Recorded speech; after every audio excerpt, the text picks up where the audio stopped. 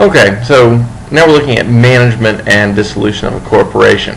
So certainly, just like with sole proprietorship or with a partnership, you can always dissolve a corporation. But we also have management. Stockholders meetings. If you remember, Orco was our promoter, our incorporator, but also was a stockholder. Well, Superman wanted to buy some of that stock as well. Well, they go to meetings, right? They meet and they shake hands. Hey, how are you? Yada, yada, yada. But in order to make the will of the majority binding, the stockholders must act in a duly convened and properly conducted stockholders meeting. They need to meet and decide, hey, this is what we're going to do. They need a quorum. And a quorum is the minimum number of shares required to be represented to transact business. So if the shareholders are going to meet, they need a minimum amount there to make decisions. And obviously when they're there, they vote. Gee, what an American concept. They vote. How many of y'all vote? But this is the most important right of a stockholder. Now, giving minority stockholders a voice. We can do this by cumulative voting. All right. Stockholder has votes equal to shares owned times the number of directors to be elected. And what this does is this allows stockholders to cast all of their votes for one director so that they can have some voice. Okay. Because otherwise, the people with the majority would be the ones that make all the decisions, and the minority would have no voice at all. You can also have a voting trust, and this is a device whereby stock is transferred to a trustee to vote it. Typically, there are limitations to this. You can limit the number of years or the number of times this can be done. But you also have absentee voting. Now, absentee voting is a little bit different. This is wherever you set up a proxy, and this is a person who is able to cast your vote for you at the upcoming meeting.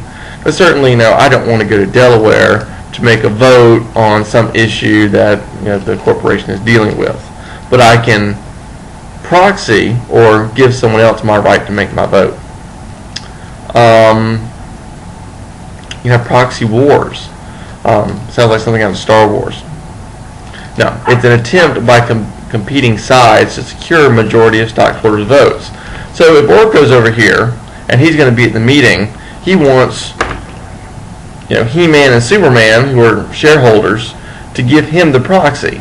So this would give his voice, more say in the matter. Okay. Now, rights of stockholders. Certainly, stockholders have certain rights, and you can see those listed on page 327. But it's look at the books, see what's going on, help make decisions, that sort of thing. Now, once the corporation is created, one of the first things they're going to do is to elect their board of directors. All right, and those are the individuals that generally run the day-to-day operations of the business.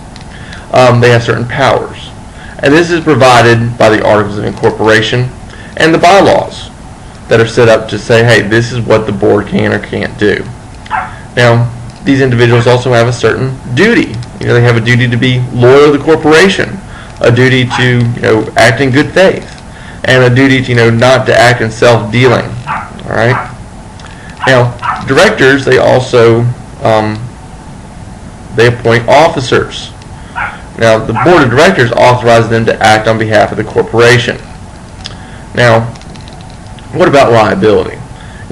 Typically, we have this corporate veil, and that shields owners from liability. But there's also liability to directors and officers. They have potential liability for actions taken as a result of their positions with the corporation. Again, they have a duty to act, and if they don't act the way they're supposed to, they're subject to liability. They also have a responsibility for protecting investors. That's why you see in the movies, boards of directors are always worried about the bottom line and what are the shareholders going to stay and that sort of thing. But the shareholders have the power to, not vote for directors when they come up for election. Director liability. They can be subject to corporate losses. All right. Directors incur liability for losses when they are caused by bad faith and negligence.